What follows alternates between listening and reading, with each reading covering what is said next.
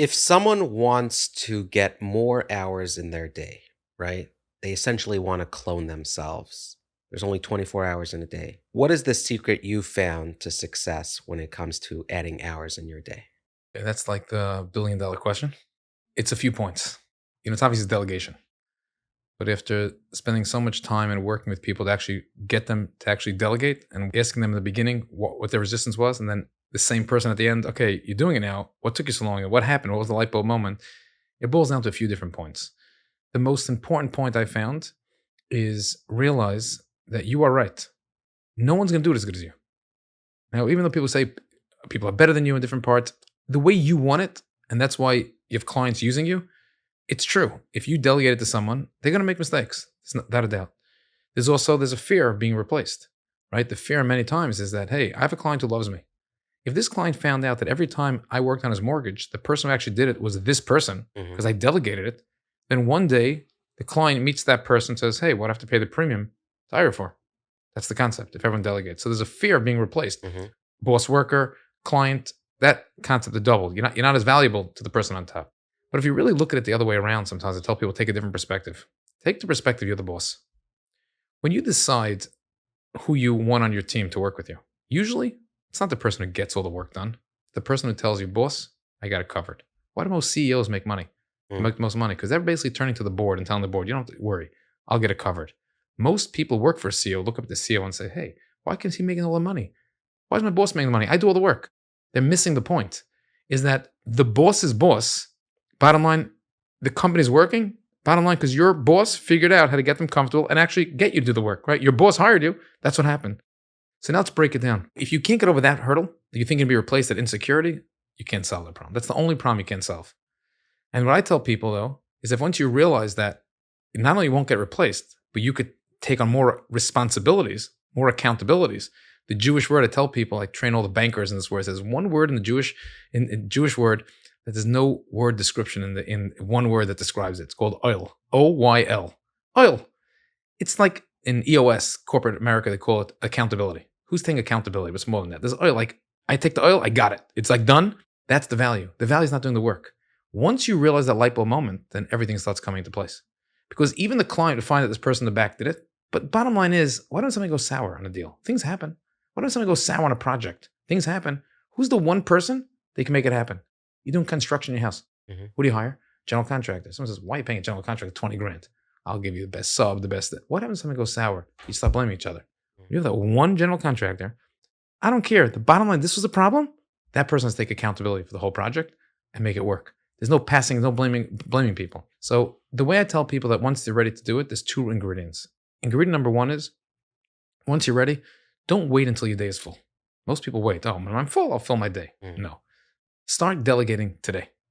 Because if you would start freeing up your day, you'll find other things to do that are worth more money. So it's a mindset like try to do it in the beginning. But the real under the hood hurdle I tell people that they have to get over is to convert it to money. Most people say, why don't they want to do it? They said, listen, they're looking at the total project. I could do a project in 20 minutes or an hour. I could get the project done. But now if I delegate it, that person spends 2 to 3 hours to do it because they're not as quick as I could do it. Plus, I have to review it after. And I spend another 20 minutes. 2.5 hours of time being spent. I'll just try to do it in an hour and a half hour and just get it done myself. You're right. But now let's turn it to math. You're making $100 an hour. That person's making $35 an hour. That person spent 2 hours on the project. That's $70. You now spent only 20 minutes. It's $20. You're at $90. That's the whole project. You would have done it yourself, spent $100. You just saved now $10. Don't look at if the result happens. And meanwhile, the reality is probably in that extra time, you probably found something to do that could generate you another $1.50. So you get it in there. So that's why I ask people a lot of times how I start the conversation. I turn to you, I said, if you were able to clone yourself, you felt not clone yourself. Let's say you did find that person 4 hours a day. Mhm. You could free up 4 hours a day. How much more money would you make next year? Then all of a sudden everyone has a great answer. Oh, if I have 4 hours a day, I could do this and whatever. I'll make $100,000 more a year, $200,000 a year, 300,000, a million, depending where you are on the scale. Okay. So now look at it. How high of a caliber person we have to hire? Don't think about their pocket. That they're worth it, they're not worth it. Think about my pocket. If I would go ahead, I have a great investment. People call investments now is the rage. Should you be an LP, not be an LP, a GP, getting screwed? You're not getting screwed. At the end of the day, the best investment in the world is in yourself. You're not going to screw yourself. So go out tomorrow morning and say, hey, if I actually got 4 hours, interview people that could free you up. And if you could earn an extra $200,000 a year, wouldn't you rather hire someone that's making $150,000 to come work for you? They could probably free up at least the 4 hours, maybe even more. But in those 4 hours, you make $200,000, you pay them $150. That's a 35% return on your investment. Why not go for it? Once you start putting all these things together, when you start watching on all these, following companies and businesses and what they do, they just keep doing this. In the beginning, they hired the $30,000 to free them up a little bit. Then they hired the $40,000 investment, then the $80,000. I remember years ago, I had in my accounting department, I had someone working with us, and every year they're getting their raise. They're doing amazing work. And one year they come for their raise. And I said, what are we doing differently this year? The person says, hey, it's impossible to do more. I can't be more loyal. I can't work harder. I can't work smarter. I can't work more hours. So I said, basically, it's an expense. You're not turning to an expense. You're not a return anymore. So obviously they squirm a little bit yeah. I said, let's turn it to an investment. I said, if you had an extra 2 hours a day, do you think that you could analyze the company's data to help convert 1% more of our sales, cut expenses by 1%? I said, yeah. I think then, let's say the numbers were $1 million a month in expenses. I said, that's $120,000 a year, 1%. I said, what would you have to hire tomorrow to free up 2 hours? When they took that perspective, they said, yeah, if you can hire someone part-time, $60,000, $70,000 a year, maybe $80,000 a year, could free me up. And also probably I'll enjoy my day because I won't be doing the tedious work I don't want to do. Sure enough, I was able to give the person a raise, hire that person, the best return, everyone won. And that's how I felt I built the businesses over all the years, by breaking down, not just on the macro level, but trying to teach as many people through the process that you go to delegation. So let's say someone's listening to this, they're watching, and you just open their eyes to a world of delegation, something that they were scared to do. What is the difference maker now that they've been turned on to delegate? What could make delegation a success and what would make it a failure, right? I imagine not everyone who delegates, do things get lost in translation? How do you ensure that when you delegate, you're delegating to the right person and you're giving over the right message? So great point. I think that what I learned as a wake-up call, but it's not so much the right person. Because again, I ask somebody, they have this question sometimes. Can God create a rock that's so heavy that he can't lift up? I have this type of question, and I The was ones that hurt your brain, right? yeah, the When ones you in your think brain, about and then can he do it? But God can do anything, and right, and in my mind is the answer is yes, he can. But the second he does it, then he has the power to lift it, that type of right, right, situation. right. So I ask a person, I start the question sometimes, just as far as the right person. Is there anything that a person can mess up on this that you can fix the piece up? Mm. Right? Someone comes to me, I wanted to build my website. I have a big philosophy in business, better than yesterday towards perfection. So if I have a choice to roll out a site that's not perfect, but I get it up and running today, I'm going to keep making it better, I'm going to roll it out. I'll say, no, you're crazy. Can't. So I'm asking you a question. I asked the guy, is there ever a company you walked into that you couldn't help? No. I'm good. I could help any company. Good. So make believe I called you in 2 months from now. You know what I mean? How bad could it be, Right. So I asked the person, is anything someone can mess up that bad that you can't fix? So he says, no, I can fix anything if I have to. Good. So right off the bat, realize in case you hire the wrong person, it just means the wrong person means your return on investment might be down, but you didn't mess up your business. You thought you'd only spend 20 minutes reviewing it. You might have spent the same hour and you spent money that 2 hours. Big deal. That's not a big issue. Most people have money to invest. No problem. I think the biggest part is communication. Having the same word mean the same to everybody. Because what I learned is that it's fascinating. Years ago, I took my whole company to Dale Carnegie, a one-day seminar on delegation. And they said, the key is the same language. I said, what do you, never means the same thing. We're talking English. No. I gave you the following example. I just drove here to come here today. And I said, most of the time I come to this neighborhood, I take the streets. Sometimes I take the highway. The last 100 times I came, most of the time I took the streets. Sometimes I took the highway. How many times did I take the streets? Most times I took the streets. What's the number out of 100? 80%. Now, if your audience right now, as they hear that listening to this, would type in and they'll say out of the 100, what number? You know what your answers would be on that response? From 51 to 99. Mm. You took it as 80. So almost every time I do it, unless there's a reason I don't. Someone does 50, no, 51. Sometimes this, sometimes this. Most of the time it happens to be that way. Now, you go into delegation and you think with certain words mean certain things like most of the time. Like, no. This is an SOP. You better do it that way. If there's an exception, the terminology is the same. So, one of the things, I'm a big proponent of EOS. It's entrepreneur operating system. It's how to coach companies, how to run, and amazing. So one of the big things they talk about that is making sure that everyone has the same terminology in the company. So when I said before the word oil for accountability, Mhm. that was the first time I heard the best definition EOS gives it. Every project, there's one person who's accountable. They could delegate things out to people responsible under them, but who is accountable for the whole project? So when someone says, I'll be accountable, you know what it means. Not tomorrow morning, oh, I said I was going to take it on. I didn't mean that, or what do you want from me? I tried. They give a great line. They give a great story when they first introduce it. They say, what's the difference between a janitor and a CEO? A janitor gave a lot of excuses. A CEO gave none. Janitor, you walk into your building, it's all a mess. He asked the janitor, how come it's not cleaned? He goes, no one left me a mop. Good answer. Go to the CEO. How come we didn't hit sales? And there's inflation and there's a COVID. They didn't hit sales. He goes, what do you want from me? Inflation, COVID. He goes, no excuse. You're fired. It's how many excuses you can take away. When people understand the terminology, so when you're giving work over to someone, make sure they understand the task 100%. So I sometimes tell a person, repeat it back to me. How do you understand the task, what you're supposed to do? And make sure when I hear it back, because maybe they heard it, they thought I meant one thing.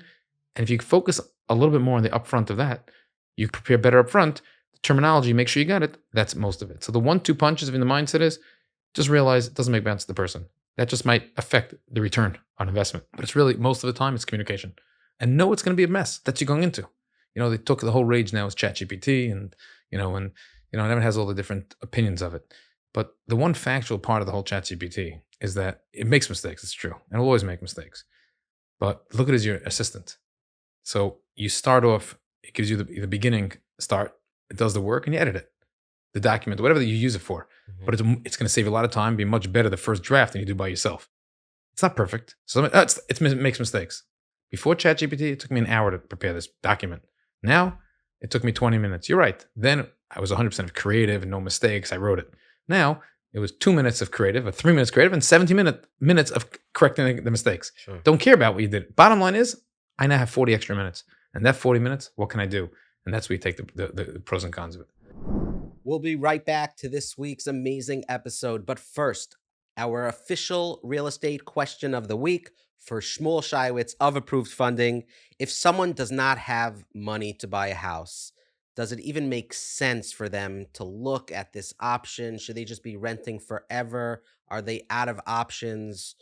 Tell it to us straight. Well, I would say, isn't that what in-laws are for? Mm-hmm. So, truth be told, actually, that could be the right answer because a lot of people that we're working with, not just in today's day and age, but historically, a lot of people are getting help. So, my suggestion would be if somebody thinks that they can't afford it or they won't qualify for a mortgage or won't be able to get a home for whatever the reason that might be, don't hesitate to reach out because if nothing else, you walk away with more information and you'd be surprised at how many people think they can accomplish something. We tweak it, we ask them some questions, all of a sudden there is a spouse, all of a sudden there is an in-law, a co-signer, whatever it may be, or we drop somebody who shouldn't be there and they're able to qualify. But if nothing else, you can get the guidance to say, I can't yet, but if I do X, Y, and Z, I will be able to. So either way, the answer is you have nothing to lose, so much to gain. Make the phone call and ask somebody who can give you the right guidance. And that person can very likely be Shmuel Shaiwitz of Approved Funding, approvedfunding.com/koshermoney. If you walk away from one thing from this quick break is you have options. And now back to this week's episode. There was this famous line at the recent CMS Shas where they said, I think it was Rabbi Frand, he said, perfection is the enemy of good. Right, exactly. And people have that mentality, as it relates to ChatGPT as well. It's not going to be perfect. So work with it. It's free to reply and say, hey, you got such and such wrong, and I need you to edit it. So you're saying the same mentality when it comes to... Right. Look at it net. How many minutes do you have to work on your projects prior to this person delegating and post? Mhm. And also don't look at that person's pocket. I remember that someone took over a business and they, and before they were running a business, they were a worker in a company. And they looked at it. I don't know, secretary. I don't know. Like, forget about now, post the crazy world we're in right now, so inflation and pricing and this. But like historically, a secretary made 30 to 40, maybe 50,000. I tell us, listen, you need an executive assistant. It's basically secretary. Like, what are the person's tasks? No, I was explaining. There's this piece called oil. They're going to take this burden off you. That person is worth a lot of money. And someone walked into the office, this person for a job that wanted like 125,000. He goes, I can't pay her 125,000. She's basically a secretary. I said, bottom line is when you spoke to her, did you feel like she got it? When you were talking, she understood what you want, she understood what you're thinking. And if something came up, yeah, because based on what you did, I said, how many hours a day are you going to save? And stress level you're going to save? A ton. So I said, don't look at your pocket that you're paying an extra 75. That's the best investment you made. She's worth 50 as a secretary. She's worth 75 taking care of your stress, taking care of the fact that you have now more free time. What are you going to do with that free time? You're going to make that quarter million, million, whatever the price is to go out and get those things done. That's why I used to watch some of these videos that go around. Now someone says like, I don't go to do the laundry myself. I don't do the people that are starting out in their career, the first moves they make because they realized I could pay someone $20 an hour to do that work, and my time is worth more than $20 an hour. So I get there. But as a boss, I can tell you, I'm going to trigger now this line in reverse. This one time, how they get one person didn't want to delegate, great person. Came to the person the next morning. I said, here's the new policy. Work that can be done by your caliber, you could bill me at $100 an hour. I took the pay. You want to do work that I think that the person under you could do? That person only making 40,000. You want to do it? No problem. That's 40,000 an hour, 20,000, whatever the hourly was. So at the end of the week, submit your invoice. Very quickly, I started delegating because I said, if you have nothing to do, I'll bill you for your time. You figure out how to delegate everything, I'll bill you. If you're working or you have nothing to do, you get the job done, I'll bill you the same $100 an hour. Within a week, they came back and they started delegating. It's a mindset. Most people have a fear they're going to lose their job. They have a fear how it works. That's why I give, I think the important part, I touched on it before, is coaching. Taking your first job. What's your goal? Your goal is to figure out how your boss relies on you. Get your boss to give you more stuff, rely on you. At the end of the day, you will make more than anyone else on your team. Your job security will have. And then when your boss moves up, your boss is going to move you up to the next level. And you keep moving up that level. I tell people say, everyone's replaceable, not replaceable. Everyone is replaceable. Your job is to make sure that the person to replace you, they're going to have to pay more and probably need a couple of people to do your job. At least, yeah, you're replaceable. You are replaceable. But you don't be replaceable at 50,000, you replace 100,000, at 200,000. And why? Because the company at the top is relying on you. And you tell them something, you get it done. So a couple of follow-ups to that. It's so important that if you're going to be a go-getter in your job, you need to be working for a good person, right? Because many a times you'll be a go-getter, you'll be working for someone, and then at the end of the year, 2 years, whatever it is, you say, hey, look how much I'm doing, and you've sort of invested all that time, and the person says, yeah, no, but I'm not giving you that raise. I'm not. So like, it's important, right, to have a mutual vision with the person that you're working for, because the last thing you want is to invest 2, 3 years of your life and then come back to square one when the person says, yeah, I'm not looking to play ball. So I have a total different perspective on this. Okay, go ahead. It's coaching people. So first, I think also just in general today, we all work for LinkedIn. We all work for it. Happens to be who's paying your bill, the company you're sitting at today. When you're working somewhere, the concept of being an Evan Neman, do the whole heart of a job. While you're working, you're not working for that person. You're doing, I tell people, like the Jewish word for status is inputs. Your job is to do inputs. God takes care of the outputs. You got to be the best damn worker you possibly be and provide the best value. And work there as if you're staying there for the rest of your life.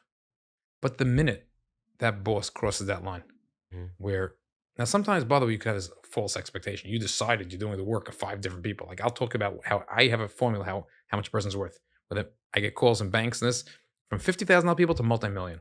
How do you figure out the salary? I have a formula for that. But even before you start, let's say before they cross the line, until they cross the line, you work. They cross the line, you're going to get the job. Someone else is going to pick you up. You're not investing doing it for your boss, you're doing it for yourself. If you are that best damn work in that company, you care that everyone in the company knows the best employee of that company is blank. So if there's a competitor in the industry or someone looking for someone with that skill set, they said, oh, you got to pick up blank because blank is the best. If you're going to focus on, I wasted you didn't waste no 2 years. If you did it to be the best worker you can throughout, this boss just won't be lucky to have you. He'll lose out the opportunity and you go play somewhere else. That's the direction you want to go ahead and get done. So it's the mindset of wasting time. I don't think you're ever wasting time. You put it in, because I'm sure if you look back at your career and everyone looks back at career, the turning points in that career, when that person, so you look back, most people don't have regrets on the history. That situation took them to a better situation where they are today in those cases they went through. So it's very interesting. Now that I'm thinking about it, when someone's in their 20s, would you recommend to them to go and make as much money as they humanly possibly can?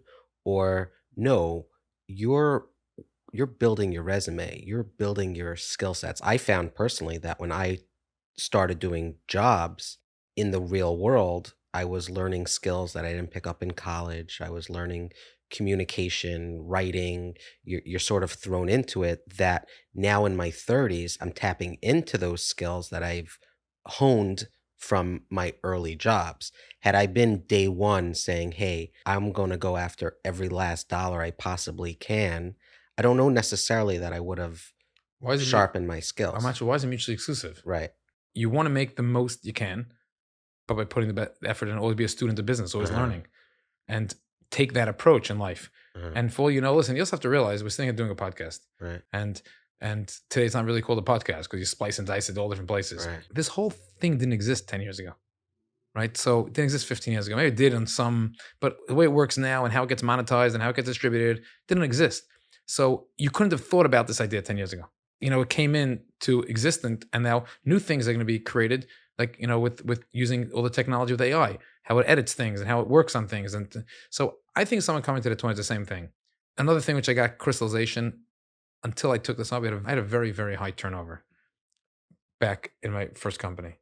And at the root of it is that I would want to try to give people an opportunity on a job. So I merited to be able to train more people that became multimillionaires and some 9 figures than Mhm. anybody else. But in the process, people didn't make it. There's a high turnover rate.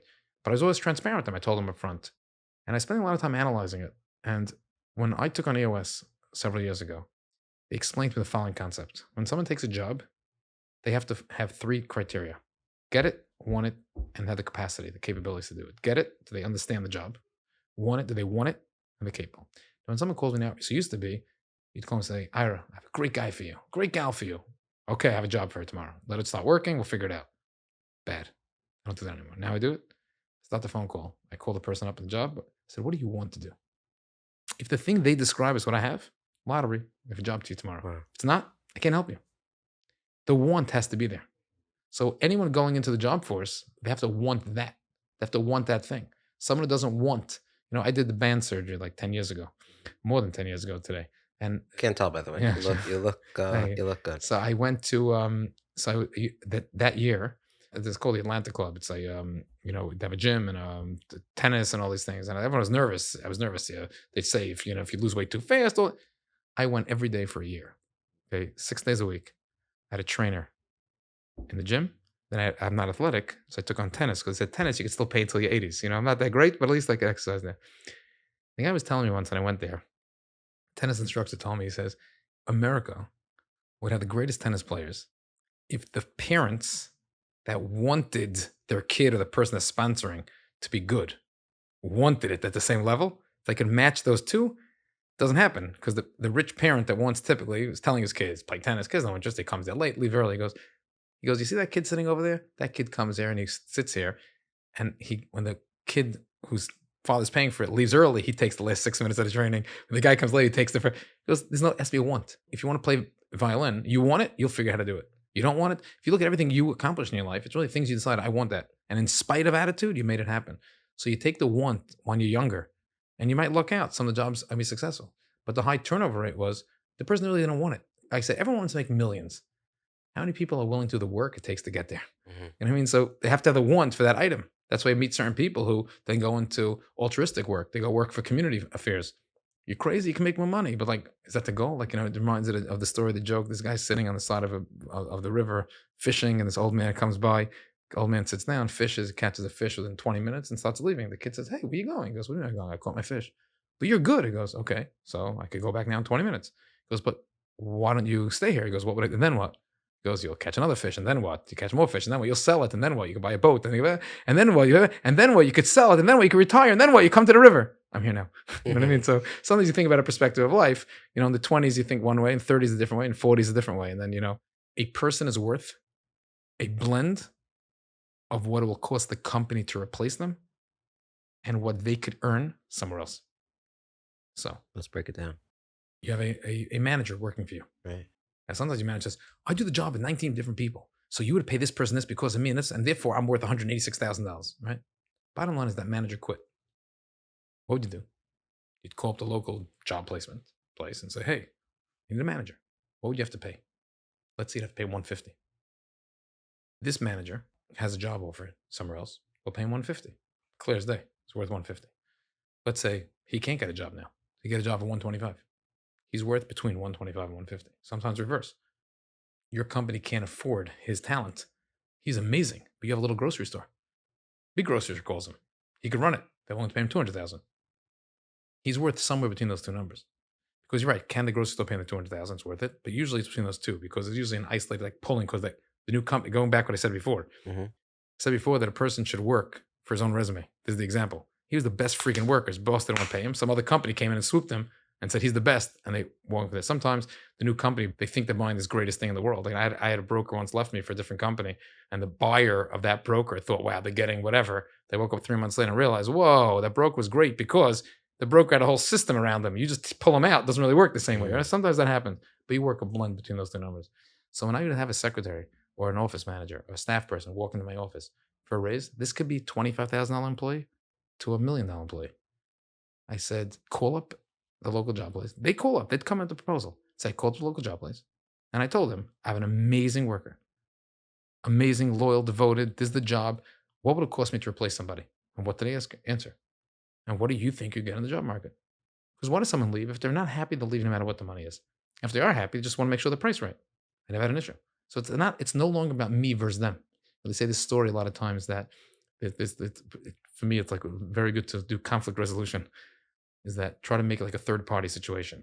This very wealthy shochet had a slaughtering house, and has this cow, and he doesn't show if it's kosher. So he brings it to the rabbi. The rabbi says not kosher. The rabbi lost like $3,000 because of that decision. But still, on the way, it tells the rabbi, by the way, how's it going? Then anyone in the community needs money, gives him a check, money, everything is great, goes home. 2 months later, gets into a fight with someone in the community for $50. Goes back to the same rabbi to adjudicate. The rabbi comes back and says, sorry, you're wrong, you owe him $50. He starts cursing out the rabbi. I can't believe you. His buddy turns to him, hey, $3,000, no problem. Get $50? No, because the $3,000, the cow I wasn't wrong. The cow's just not kosher. You tell me that I'm wrong and this person's right. Like once you leave the ego part of the system is, so that's why you have it. So a lot of times, I'm not getting into a fight with you. Bottom line is, I'm calling the job place in place. What did they say? So now I have the numbers. 150, you have 140 job offer, and you can make a case that, what do you mean? But if I left, this certain institutional knowledge I have, you have to train the next person. They don't know as much, so it's not worth the premium. No, at least the starting point we're in the same ballpark. And usually you can be in the middle, and 90% of the time. So that's why I was able to have these clarifications at any level. Once you have the starting point, there's no issue. Like I tell people, once you agree, let's say you go into partnership, have an agreement. If you ever have a conflict, you go to the rabbi. I had this when I opened up to my partner 25 years ago. We never once had to sit in front of a rabbi. You know why? Not because we're the greatest people, or not the greatest people. But once I know there's a formula of how this gets resolved, I was like, what do I think the rabbi's going to say? So before I have a discussion, I call my buddies, listen here. What do you think the rabbi's going to say? The rabbi will say something between this and this, and I call my partners, listen here. Let's just resolve this in the middle. Like, why go for it if avoid it that way? We'll be right back to this week's episode, but first, I want to show you the Twillery suit. I've never been a model before. Yes, I've lost 7 pounds in the last 2 to 3 weeks. You can direct message me how, but before that, I want to show you about Twillery. So this shirt, this jacket, this pants are all from Twillery. And you can notice in the back, there's a stretch. It's called an extreme stretch. So I could probably play basketball in this suit if I needed to.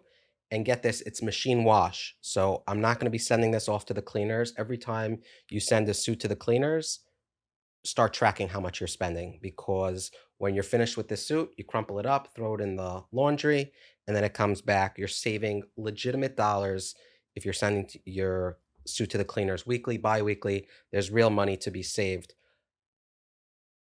Look at that. Look at that. Yo, you know what? We got to show this in some B-roll to see how comfortable this is. People are asking me, hey, what's the T on the side of your shirt? On the polos, there's a little T. It stands for Twillery. And if you'd like to be a first-time buyer of Twillery's products, go to twillery.com/koshermoney and use promo code CHAI, CHAI. It will give you $18 off your first purchase. There are minimums, there are exclusions, but all in all, there are nearly 200 first-time purchasers. I think Twillery's been a sponsor for just 3 episodes so far, and a couple hundred people are now Twillery buyers. So check out the suit. I know so many of you have bought the polo shirts, the shirts. If you're in the market for a new suit, new shirt, and you're looking for durability, comfortability, and affordability, check out twillory.com/kosher money. Use promo code CHAI, CHAI. And now back to this week's episode. We spoke about raises, right? How do you approach a raise when you're hiring somebody? Is that baked into the contract so that there's clear expectation? A lot of people do take a job, and it's when the employee wakes up and says, "Hey, I've been here for 2 years. Can I get a 5% raise?" Is it, do you find that it's better to have it baked in so it's clear expectation? Do you find that maybe not in the contract, but have some sort of conversation prior so you know that it's not coming out of left field? How do you, as a business owner, work through that? So once you go back to my baseline before, Hmm. the concept of a raise doesn't really apply the same way as the normal. There's no 5%, 3%, 10%. It doesn't work that way. The way it works is that when I hire someone, typically a person comes for a raise once a year. And usually sometimes when I'm hiring somebody new, so let's go in order. When I hire somebody new, we're not sure what they're really worth. I might say, okay, you don't have to wait a year, you come back earlier. But there's no number, no percent. I'll say yes to the person. Let's be realistic. I'm hiring you for 100,000. If when we do this assessment, you're only worth 60,000, you think I'm giving you a raise? No way in the world. You're gonna be thank God that you have a job for 100,000. And if you're worth $180,000, you want 5%. I'm always paying you market. I don't have an issue. I'm always paying market for each position. So once you have that mindset, it's easy to go. The issue sometimes comes out is the frequency of the raise. So by me, it's once a year. The person could approach. I don't approach the person, oh, it's a year, you got to get your raise for the most part. Mm. Unless they totally forgot, they don't know. I know they're insecure to ask, so then I'll push. But at the end of the day, normally I wait for them because I have a lot of people come to me and I said, raise, no, I'm waiting another month because like we just launched the product by us at Transparency. So someone came literally yesterday. I was talking to someone over the weekend catching things up. And the person says, by the way, I was supposed to come to raise at June 30th. I just wanted you to think it's the right time to come. I said, you come whenever you want. I would assume that we just launched the new product. We're getting new people coming in and using it. When do you think you'll have an idea how much value you're providing to that product? That if it's like 9 months now, go for the raise now. But if you think the difference is 30 days, so wait. And that's my conversation with them because I'm not looking to get them or gain the system. But let's say they came today for the raise and we were off by whatever the number is, 10,000. And we want to meet in the middle. The person will say, my philosophy is whoever takes the risk gets the reward. Let's say there's a range of 100 and 110. So if you meet in the middle, okay, we both meet in the middle, great, see you in a year. Sometimes employees say, listen, do me a favor. I really think I'm worth the 110. You don't see yet because didn't trickle like the example. The product just launched. You don't realize the value I'm bringing to the table. I'm only take 100, but then I don't want to wait a year. Can I come back in 6 months? They'll make a decision, but they rather take 100 for 6 months and then maybe go to 120 and the blended year works better. But once it's gone this way, there's no issues. The flow of the conversation starts becoming in a much better flow and a much better timing to these types of raises and these bonuses. And that's why I could take a lot of pride of all the people who ever worked with me. I never had someone that had to make a job offer and came to me. And because they came to me, that's when I gave them a bigger raise. Either they were worth it, they weren't worth it. It doesn't make sense. I can't go better. It's another thing you could ask for. I didn't know. Part-time, full-time, these other flexibilities that could go ahead and make that difference. You spoke about partnerships, right? People starting their own business. We had Alan Rosenstock from Tomchei Shabbos of Rockland County on in our previous episode. And he said more and more, he's saying that with the cost of Jewish living going up, he encourages and recommends those who can to start their own business. Because just, making it as a from Jew in a job that we spoke before may not be an executive role, it's very difficult to pay the bills on that. Let's start there. What's your take on that? Do you agree with him? Do you disagree? So I agree fully. So I want to make sure the answer is yes, agree. And there's nuance is to hedge the high failure rate of businesses and things along those lines. Mhm. I think that if the person's opening up with a mindset of let me build a business that I could earn, let's say they want to make 200,000 a year to get to $200,000. I think that's the better and healthier way to go, as opposed to let me open a business. And a business means, if you're taking the approach, I got to keep up with the Joneses. First of all, my personal opinion is I think that based on what the economy is and the market is today, and I'm seeing it across the board, is that the Joneses are stopping this. We're going through what's called the rich session. The rich are failing it now more because the rich thought they had investments that are not worth as much. The rich had businesses that were throwing off different cash flows. The rich are failing it. Now you could say they could carry things longer. That's true, but they're not feeling the same type of pressure when they're making the same party, the frequency of the parties and the events and the same level. If everyone's like, all right, this example, I never focus on the 10%, the 10%, they focus on the 80. You know what I mean? Like, let's go with the majority of people. So I do think if they go for a business and they're going to take the approach of a business just to make money. But I think it's also when you go into business, it's not about the glitz. And that's people I make a lot of mistakes. When it comes to the business, like this business and personal. So I believe honesty and ehrlichkeit has to go throughout the rest. That's one of the things. Like I want to take pride that there's no person on this planet that claims I owe them a nickel in business or personal. And anyone knows that if there is a claim they disagree, I'll agree even to go to their rabbi and say, let's sit down by the third party. Because let's say it's not on me, let it go be for them. So I do think that business is a good thing, but just realize there's a high failure rate in businesses.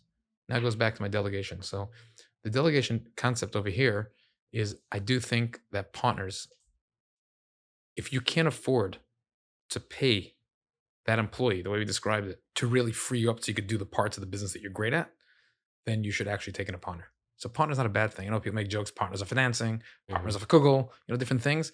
I really think that if you get the right partner, again, 99% of the time, you're not building a multi-million-dollar business. And again, why did you go into it? Because I had the skill set. I could offer my services to a few different companies. It's called the gig economy in reverse, right? My whole company's remote, and I outsource almost all the work. So I can have a vendor who's great at one niche, and it's easier for me to pay the person $3,000-$4,000 a month for that company. They go find 4 or 5 companies, they have a nice living. So you have a better chance of being successful if your goal is an alternative to making your salary. That's number one. But I'm a very big believer in a partner. If it's integral to have a skill that you don't really have as part of it, you want someone that's going to sweat with you and want it the same way as you want it. When the going gets tough, they're going to work it with you.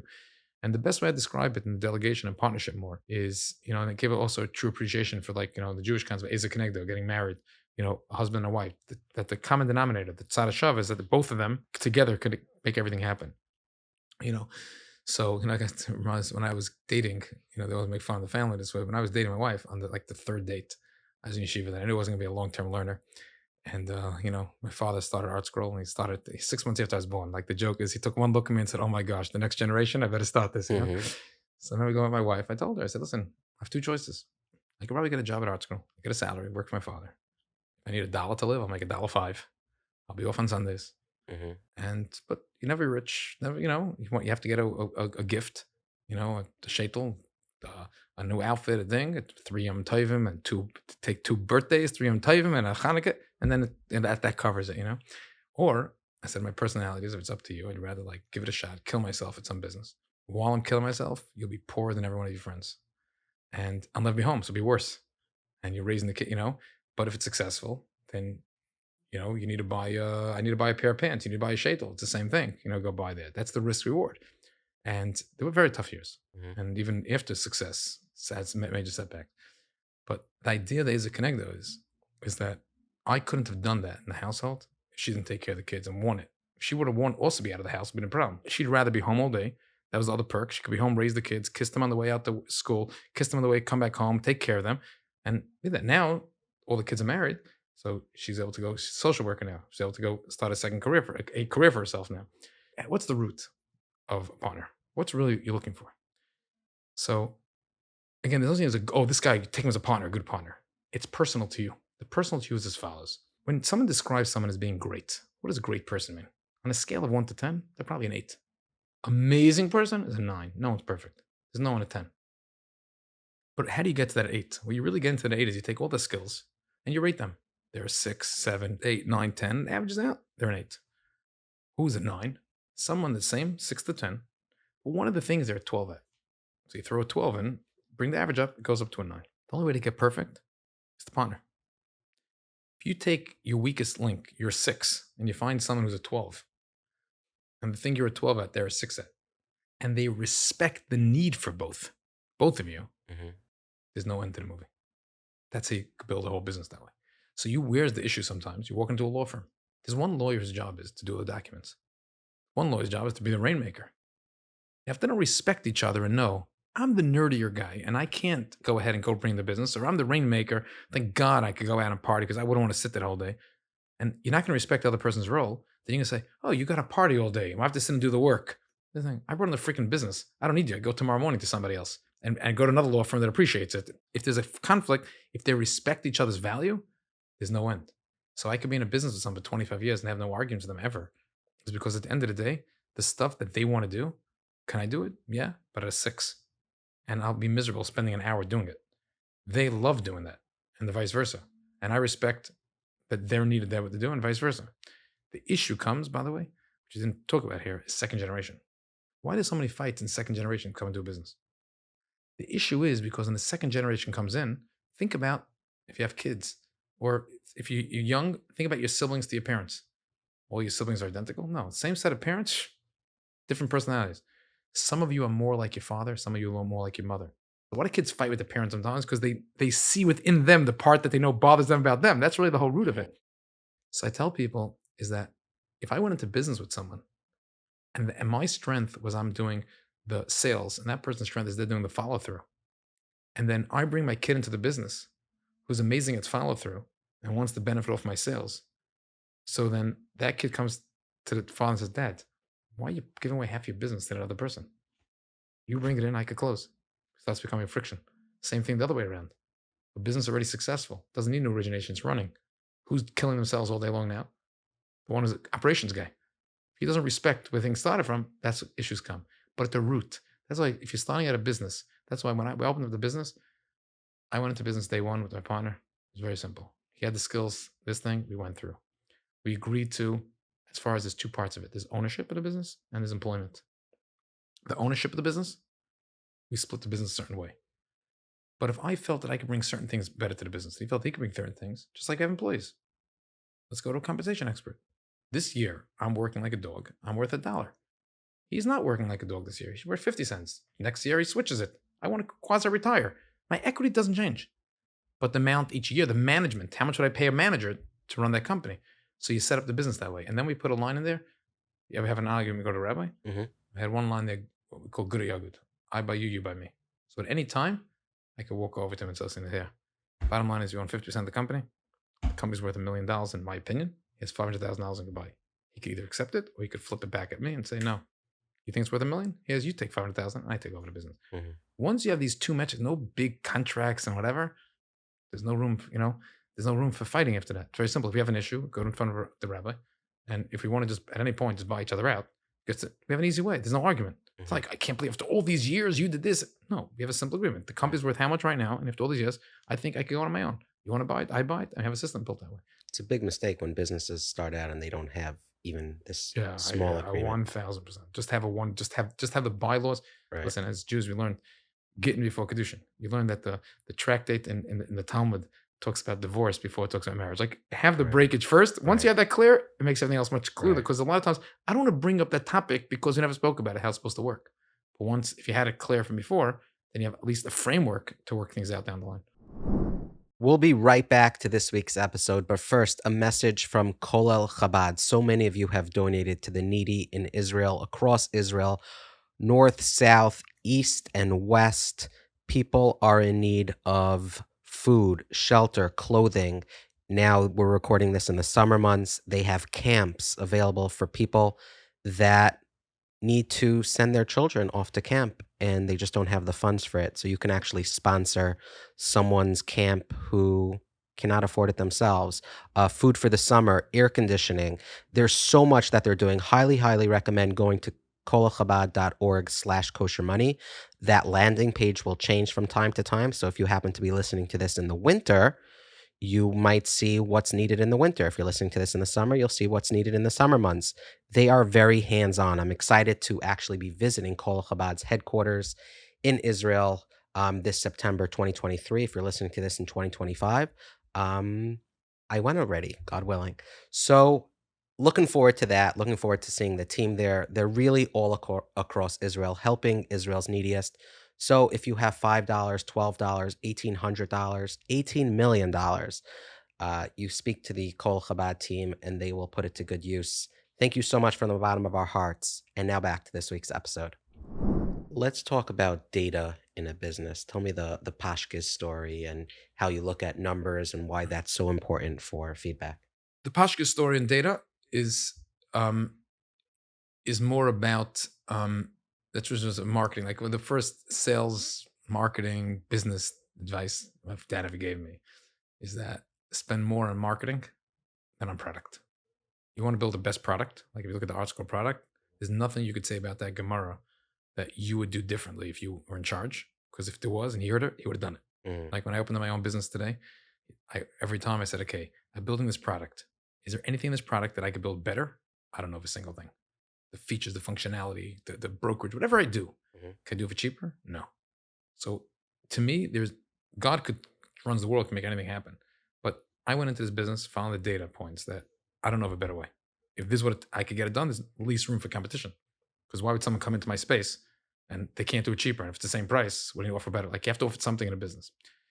So the story goes with Barnes and Barnes Chocolate and Pashkas. Supposedly they opened the same year. They were $20,000. Similar companies, right? Barnes chocolate. So Barnes is chocolate. Okay. Is chocolate. And Pashkas is and candy. Pashkas is candy gum. Okay. And Pashkas started with $18,000 they put towards product and $2,000 towards marketing. Barton's put $18,000 towards marketing and $2,000 towards product. And Pashkas today is a nice candy company. It's successful. It's great. It's a kosher candy company. Barton's is a publicly traded chocolate company. That's what it went to. It's like, you go that line.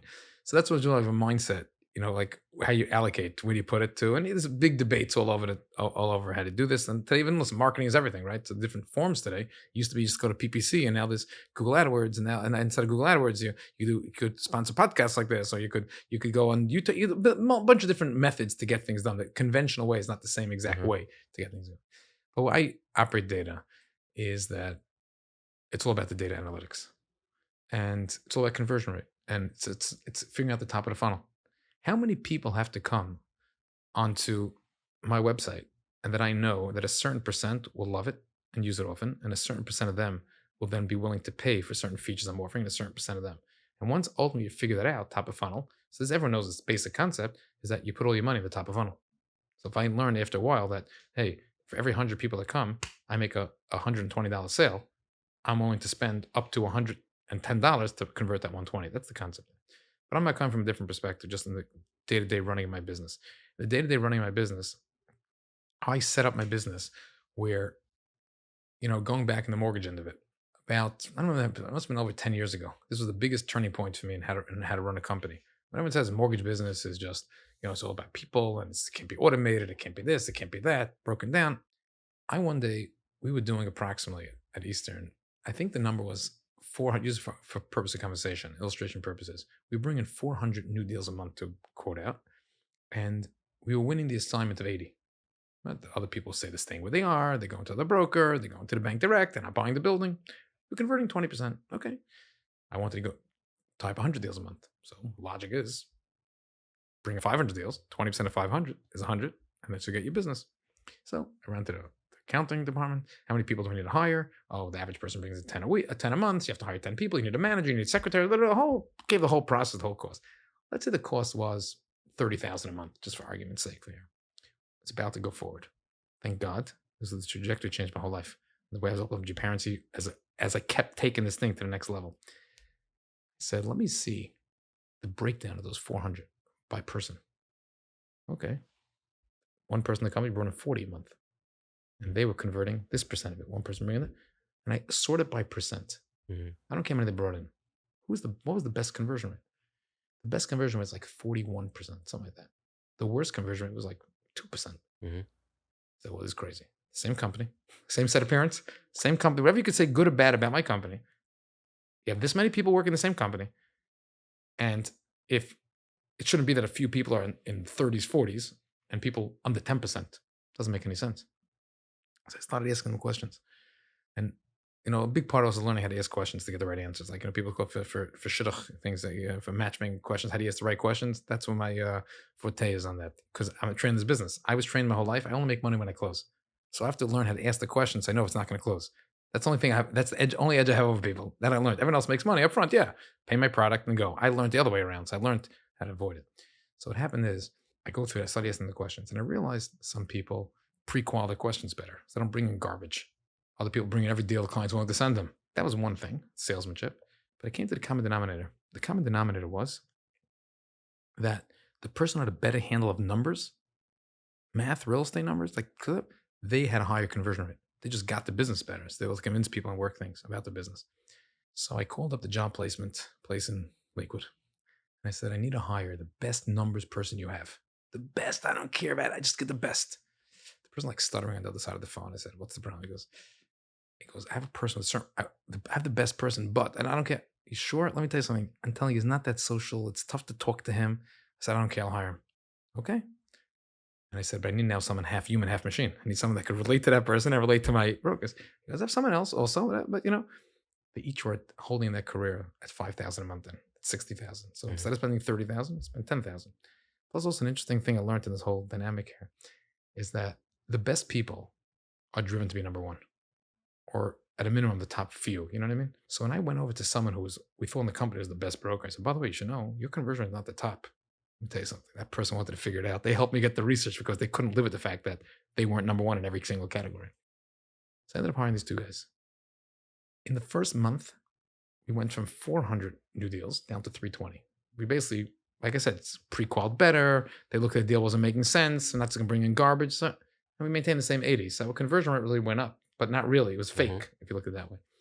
Within 90 days, we went to 500 new deals a month and tying up of 100. And eventually, we brought our conversion rate to over 30% as a company. Is all we kept doing is every single step. I made a decision. We said, if we had a better relationship with the banks, do you think we would convert out of 100 deals, how many more? Oh, for sure, 2. And I knew 2 times 5, because 500 deals is 10 a month, times a year is 120. The average fee is blank. I know.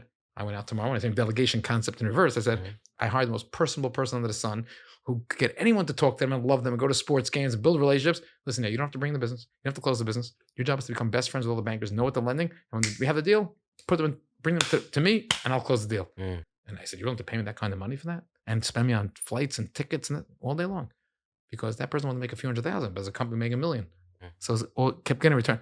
And I keep taking these things and I kept moving every single day. But also the added perk was as people were successful, they naturally were feeling better. They're naturally making more money. And it starts self-propelling. Like, there is this thing that, in one of the marathons in the bike for biking, they figured out how to get the bike to go number one. He went under the tire and they figured out how to get it half a second better this way. Each part, before you knew it, that's the way I felt it. Breaking down the data today with analytics, today with AI, that's where a company doesn't use it. Like, how do you operate without the proper analytics, proper reporting? I get reporting now, like amazing reporting, but I make sure the reporting, I teach the trend. I'll end with this on this data thing. I had a person doing reporting for me. If they need a report, run a report. Person comes to me one day for a raise. I said, why should I pay you more? Because I need more to live. This should basically be an expense for me. Doesn't make sense. So obviously he squirmed or whatever. I said, listen, I should tell you how you want to change your game. You run my reports. You never once asked me why you want to report. If you start asking me why I want to report, you could actually give me intel. You'll actually know when you're under the hood doing things. Instead of just give me the number, what you could change. I just gave it out to the market for a calculator for underwriting. Up until now, someone wants to underwrite a real estate deal. I have to go to an underwriter. I can't understand it. 3 minutes, underwrite a deal, what the splits are. Give you the tools to do, like ChatGPT in your hands. So this person comes to me and says, start asking questions. Say, come back to me in 2 months. And see the difference. It wasn't the next 2 months. My whole business was run differently. Because this person started asking me about reports and say, based on this report, why do you care about this? And based on this, I was looking at the numbers and why don't you go to this broker that converted? That's the first time converting a deal in 2 months and find out why this guy did 9 deals this month. Started bringing me data that I was able to act upon and grow the company. And this is how every single person in a while could be worth to wrap this all into a bow. Right. Guy walks me for his raise. Says, I'm worth, you have to replace me. You're going to get a good numbers guy. But does that person also understand the analytic part of your business that helps you steer the ship how you want to run your business? Gets that the values that, you can, on paper, you're right. Most of the people working with me, if they left, they're leaving for a lower job. Because it's not that I'm the nicest guy in the world, but I'm setting them up that while they're here, they're providing value running the company with me.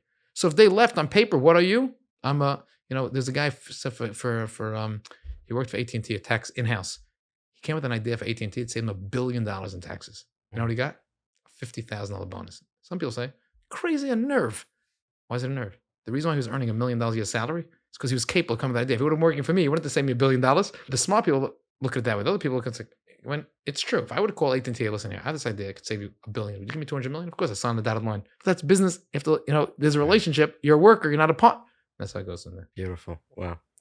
Okay, so we did a lot here. I mean, I think for the people listening, they don't have to go to college anymore. They go to ChatGPT. Go to ChatGPT. What would be your closing remarks, right? There's a lot of people out there that are looking for success. They're looking, we're in a tough money market right now. Everyone's looking to make more money. And like you said, it's not even just about driving the nicest car, and they're doing it for just to get by, right? Not to fall Right. into debt.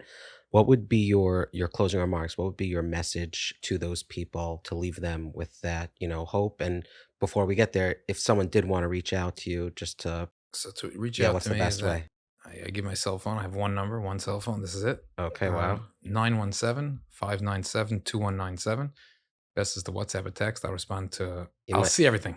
you might get hundreds of Okay, hopefully. If okay. I'm able to help that many people, that's what I'm on the planet for. That's God they came bless here you. to play it forward. And my email, iraz at gparency, iraz at gparency, gparency.com. We'll put it in the show Yeah. notes. So just to answer this, I think that, listen, whatever you're doing now, keep progressing on the same path that you're working on. And just the motto I'd say is live for today without sacrificing tomorrow. Don't just listen to this podcast or other podcasts and take this big jump tomorrow. Mhm. Make sure that every move you do, if it doesn't work, you're not worse than you were before. So, before you take that risk, do something at night. See if you can take on a small project at night. Something that you could do on a weekend. You're working 8 hours a day, you have 24 hours in a day. This time you could, get things going. I got a big inspiration when I read the Chaim Kanievsky book. Stuff like, wow, we met him, how life, like, what you crammed into a day. Like, you think back, like, there's other, live for today without sacrificing tomorrow. But if I could end really on the religious side of this is what I was brought up with my father. And it's all about davening, talking to God. Before you go into a meeting, say that Kapitel Tehillim, that Psalms, then ask God in simple English. My father used to say, I used to go, I was fortunate enough to sit with him Yom Kippur every year. Even when I married, went back for Yom Kippur. And he'd say, the holiest day of the year, the holiest place, on Yom Kippur, where does the Kohen Gadol, where does the high priest go? He goes into the Kodesh HaKadoshim. And what does he pray for? You think he's praying high, this thing. No, he prays for the livelihood of the Jewish people. Mm. He doesn't just pray for them. He says, God, don't listen to the tourists that don't want rain because they're here on vacation. We need rain. Talk to mundane. What's bothering you right now? Mm. It's a relationship with God. Talk to him, daven to him, have it. That's one. The second thing is make God your partner. There's big people pushing this Chumash thing, 20%. I got tons of stories of people who that were successful that way. Make God your partner, but I said make it now. If you're going to give 10%, 20%, don't say, when I become rich, I'll give. No. Struggle now and give the money. Then say, God, while I'm struggling, I'm giving it. Imagine when you make it rain on me. Mm. And I'll end with the signature story that everyone tells me. There's I can put some links on the davening, Sure. certain links I'll send you. But I'll tell you the signature story that I say this about the davening and that every statistics, numbers, all this gonna God can make it happen for you. This person is in the person owns a candy store. He's looking out the window of the candy store, and he sees a kid standing there. The kid looking in the window. He tells the kid, "Hey, come inside. Take any candy you want." No, he offers him a candy. The kid looks at the candy, says, "No, thank you," but he stays outside staring in the window because maybe he didn't like the candy offered him. He says, "Okay, I'll give him another candy. I'll give him a choice. Come and pick any candy you want." The kid looks around, says, "Thank you," and walks out. Doesn't take a candy. Maybe he doesn't want one candy. He wants multiple candies. Tells the kid, "Come inside." He goes, "Take whatever you want. Put your hand in the bucket. Whatever you take is yours." The kid looks around, says, "No, thank you," and walks out. The owner's really frustrated. He's not giving him a choice. He goes, "You come inside." The owner went to one of the places of the candy, puts his hands into it, picks it up, tells the kid to hold out his shirt so he can even hold all the candy. And the kid is smiling. He says, "Thank you so much." Starts walking out. So the owner says, No. Before you walk, tell me what happened. How come you didn't take before?" He says, "Look at your hands. Look at my hands. How much candy can I have gotten in my hands? But look how much candy you're able to give me." We say every single day by Ashrei 3 times. Say it to God. Open up your hands and give us. If you're davening, you're giving tzedakahs, you're doing what you're supposed to do. You're telling them, it doesn't make a difference for Hashem to give you $1, $1 million, $100 million, $1 billion. Sometimes a guy comes to you in life, he asks you for money, you could save his whole life. Before Yontif, you write him a check for $1,800, $600. He's the happiest guy goes on for Yontif. Turn to God, I changed his life. Changed my life. I want 10 million. I want 100 million. I want 5 million. But that's the extra kavanah there. So thank you for this opportunity and hope that inspired people. Yeah, if you have any questions, comments, email, text Ira, and really appreciate you coming down. Thank you so much. Thank you. Thank you so much for listening to this week's episode of Kosher Money with Ira Zlotowitz. Thank you to our sponsors, Twillery, Approved Funding, and Kolel Chabad. We have so much more in store, working on some special episodes. Thank you to our friends at livingsmarterjewish.org. If you need a financial resource, a coach, someone to help you invest at free of charge, look them up. If you need a resource and you want to pay, maybe they can even help you level up. But they're an excellent starting point. livingsmarterjewish.org. They're helping thousands and thousands of families and individuals. Thank you to our friends at Mishpacha. They are generating bonus content. So pick up a magazine and you might just see more on this week's episode in the print or mishpacha.com digital version. There's bonus video there as well. Thank you to my brother Yaakov, who is the executive producer of the Living L'Chaim Network. Many, many different podcasts. We're working on maybe a new studio. So in a few weeks, a few months, you might see us in a beautiful new studio. If you want to be the sponsor of the podcast studio, look us up, livinglachayim.com/suggest. If you have guest recommendations, if you have suggestions on who we should have on, what topics we should be discussing, if you have criticism, we love it all. And we do our best to reply. We're getting so many emails coming in. We're also on WhatsApp. We have a free call-in feature. So if you do not have access to the internet, or if you have a cousin who doesn't have access, hundreds and hundreds of people are literally calling in weekly to our free call-in feature. We have a phone number in the US, in Israel, I think in England. Those are all in the show notes. And we're excited. We're just getting warmed up. I'm excited to partner with my brother in this endeavor. It's been really, really cool to meet so many different people, and maybe one day I'll get to meet you. That'll be my success in all of this. Have a great week. We'll see you next time. I'm Eli Langer, and I'm out. Living L'Chaim.